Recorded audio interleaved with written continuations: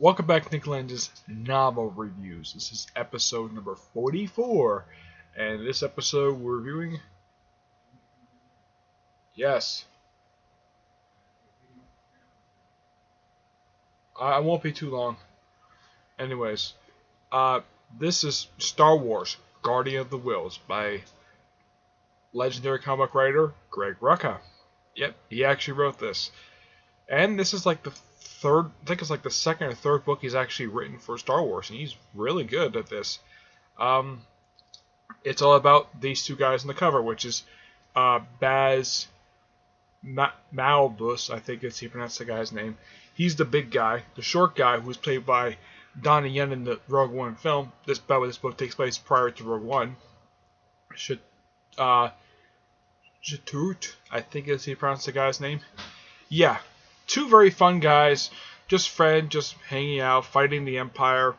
And also, one interesting thing with this book, you actually find out where exactly Baze gets his big gun.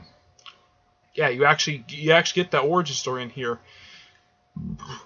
Excuse me. Basically, he stole it from a stormtrooper armory. Yeah, that's where he got this big. That's where he got the big gun he used in the movie. Yep. And yeah, and Donnie Yen's character, Sharut, basically, he is a guardian. Yes. And now in the book, basically, they're good friends with people who run an orphanage. And, the Guardians basically are monks, kind of like the Jedi, even though they're not technically Jedi. Because, the Empire basically mined on the kyber crystals. Simply put, this book takes place sort of directly before Rogue One. I would say this book takes place period about a month. I'd say maybe 2 at most. Saul Guerrero's in here.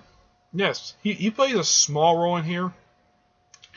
Mainly put, basically, I gotta praise, I think it's Phil Nato who does the, who does these awesome looking pictures. Yeah, there's these wonderful pictures, yeah. They did this also before The Awakening as well, where they actually put pictures in these Star Wars books, yeah. Basically, here's one right here for you. Yeah. Here's one right here. Yep. Yeah, I know this is a junior fiction book, but it's canon. That's the reason I'm reading it. That's the reason I read it. And plus, it's Greg Rucka. I can't pass up a Greg Rucka book. But pretty much, this is just a good book. It's just a fun little story. If you're a fan of if you liked Rogue One, I do recommend reading this. Basically, even though it came out very recently and it came out after Rogue One, it is sort of essential reading for Rogue One. It kind of gets background on these two characters, basically Baz and Sharut. I think that's how you pronounce Donnie's character's name. I only know the actor's name because it was mentioned a few times on Collider Movie Talk. That's the only reason why I know it. But this is such a good book. I don't want to spoil too much this book. I mean, yeah, we get the origin story of how Baru gets his big gun. But yeah, it's just a fun little story. It kind of reminds me of Star Wars Kenobi by John Jackson Miller. Yeah, this is a similar type of story to that in a way. It's like they took a little bit of elements of that and integrated into here.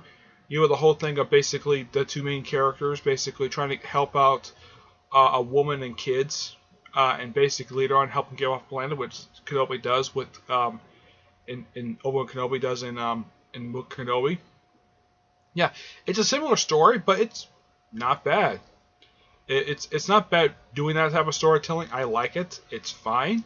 The story in here is great. It just explores what was happening on Jeddah prior to Felicity Jones' character and her group basically arrive on the planet to meet with Saw Gerrera. So basically directly before the events of the film.